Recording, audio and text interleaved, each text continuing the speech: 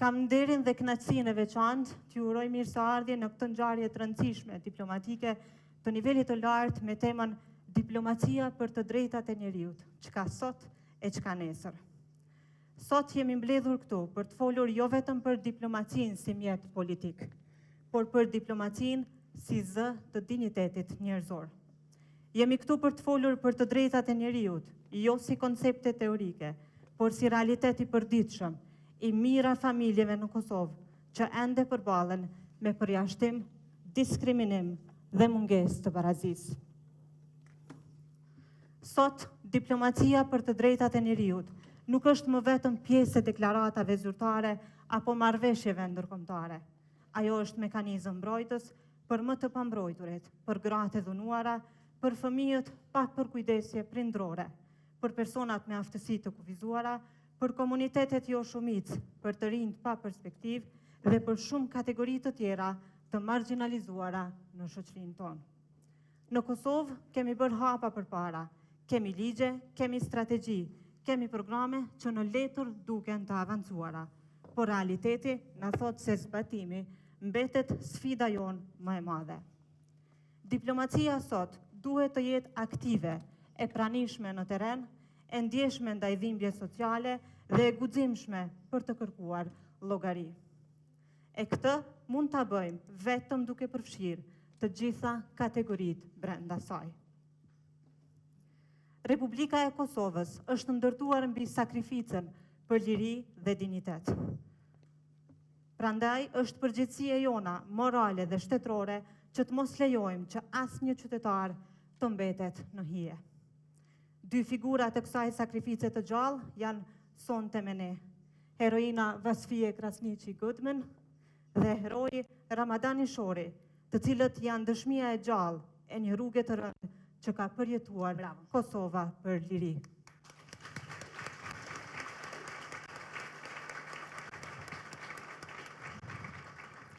Zonja dhe zotrin, nuk ka demokraci të vërtet, nuk ka paqe të qëndrueshme, nuk ka zhvillim të drejtë nëse kategoritë e marginalizuara vazhdojnë të trajtohen si statistik dhe jo si qenje njerëzore me të drejta të plota. Andaj, diplomacia e së nesërmes duhet të jetë më njerëzore, jo vetëm protokollare, më e guximshme për të sfiduar padrejtësitë, më e lidhur me shoqërinë civile dhe jo vetëm me institucionet, më e orientuar drejt ndikimit real dhe jo vetëm drejt raporteve formale. Dhe në fund, një mesazh për të gjitha partitë politike që nesër nisin zyrtarisht garën për të fituar pushtetin. Kategoritë e marginalizuara nuk janë mjete për fushat, nuk janë numra për statistika dhe nuk janë vota për të shfrytzuar një herë në 4 vite. Ato janë qytetarë me dinjitet, me nevoja reale dhe me të drejta të barabarta. Nga kjo skenë i bëj thirrje të gjitha partive politike që të ndalin me një herë përdorimin e dhimbjes sociale për përfitime elektorale dhe të kalojnë nga fjalët në veprim. Me politika të qëndrueshme, me buxhete të drejta dhe me zbatim real në terren. Sepse respekti për kategoritë e marginalizuara nuk matet me premtime në fushat, por me mbështetje konkrete gjatë gjithë mandatit tuaj. Dhe mos harroni, respektimi i dinjitetit njerëzor nuk është slogan, është detyrim. Diplomacia për drejtat e njeriut me theks të veçantë te kategoritë e marginalizuara. Padyshim që është një temë që prek themelin e dinjitetit njerëzor, por po ashtu edhe të demokracisë. Në Republikën e Kosovës, por edhe kudo tjetër, kemi grupe që ende përballen me dhunë, me diskriminim, me përjashtim apo edhe me heshtje. Në prag të ditës ndërkombëtare për drejtat e njeriut, më së shumti ne duhet të mendojmë për kategoritë më të marginalizuara, për gratë që fatkeqësisht ende përjetojnë çfarëdo forme të dhunës, për viktimat e dhunës seksuale, për të rinjt, për personat me aftësi të kufizuara, për komunitetet jo shumicë, për anëtarët e komunitetit LGBT, si dhe për refugjatët që kërkojnë siguri, por po ashtu edhe mbrojtje. Si nënkryetare e Kuvendit të Republikës së Kosovës, por edhe si qytetare e një vendi që ka kaluar në për një histori të vështirë të padrejtësive, unë e shoh si detyrë jo vetëm institucionale, por edhe njerëzore që diplomacia jonë të jetë zëj fort dhe i pashmangshëm për mbrojtjen e këtyre kategorive, jo vetëm brenda kufive tanë, por edhe në arenën ndërkombëtare gjithandej globit.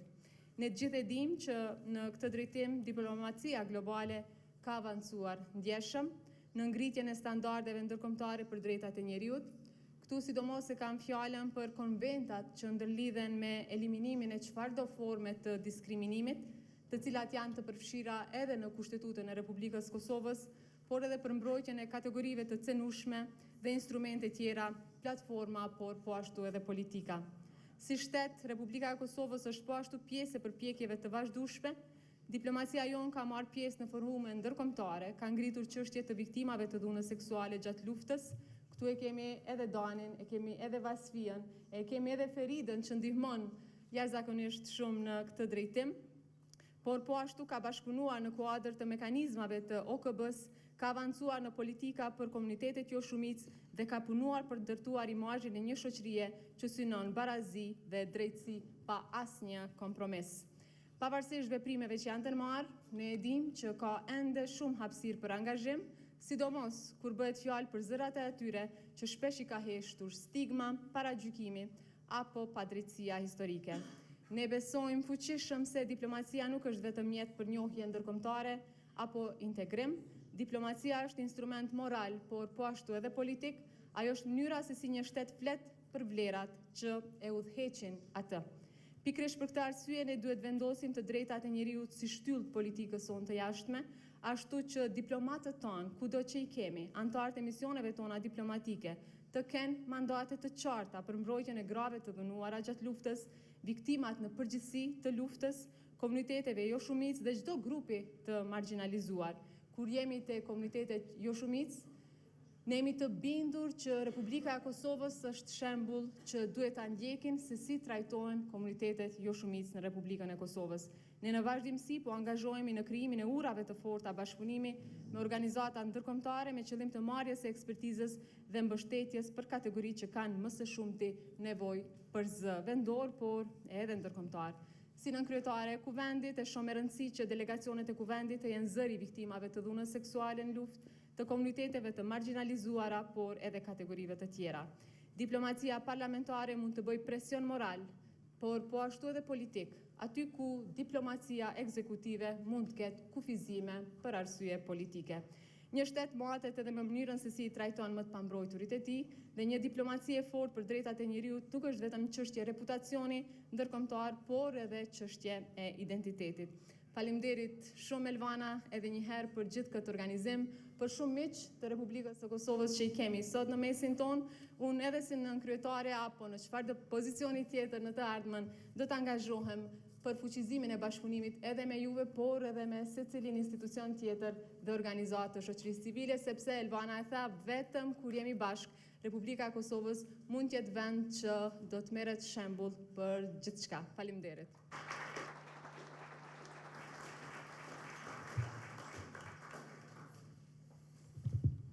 Sonte jemi mbledhur për të festuar dinjitetin njerëzor dhe për ta kujtuar se të drejtat e njeriut nuk janë një ide abstrakte, por mënyra se si jetojmë çdo ditë.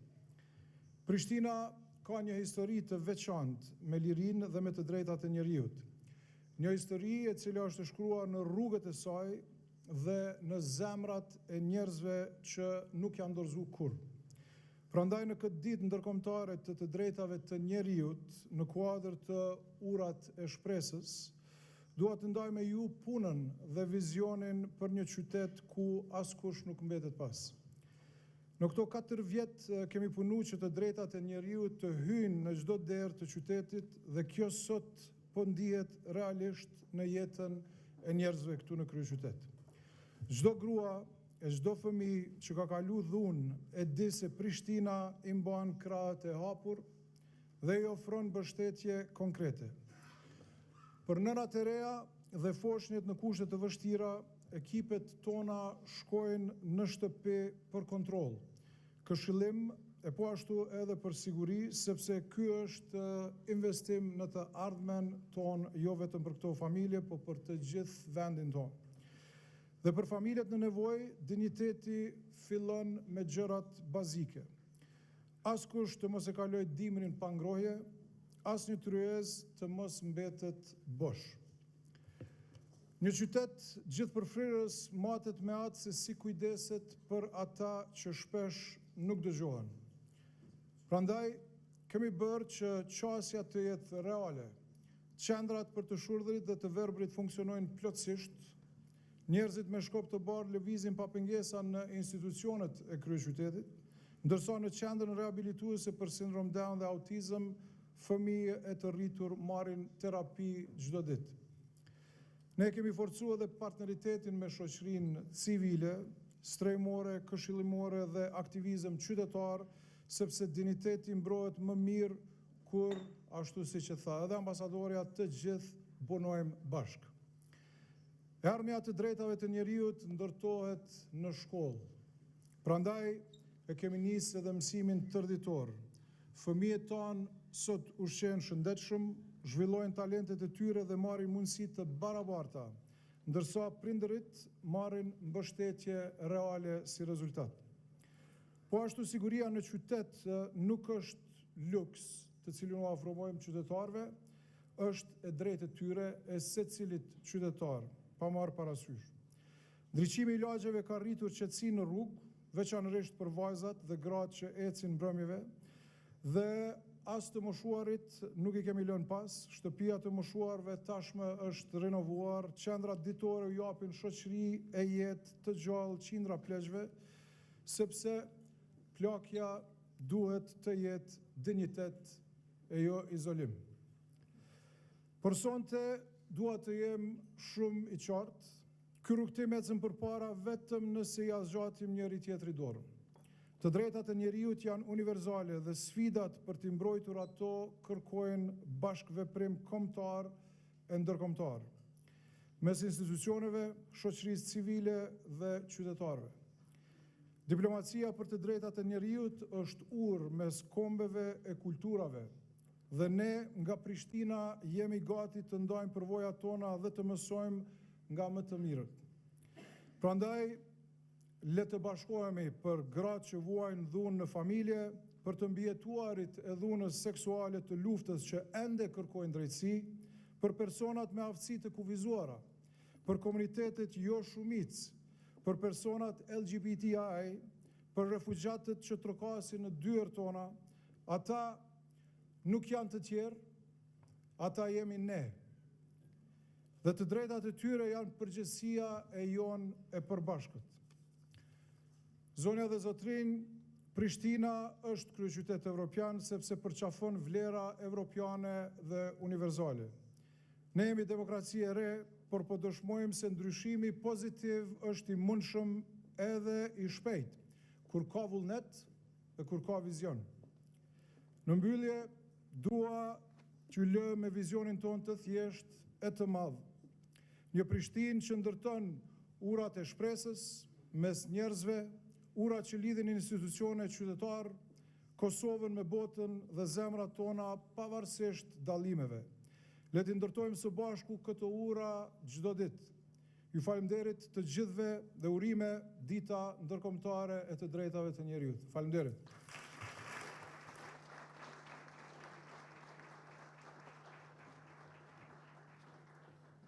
Faleminderit shumë zoti Rama.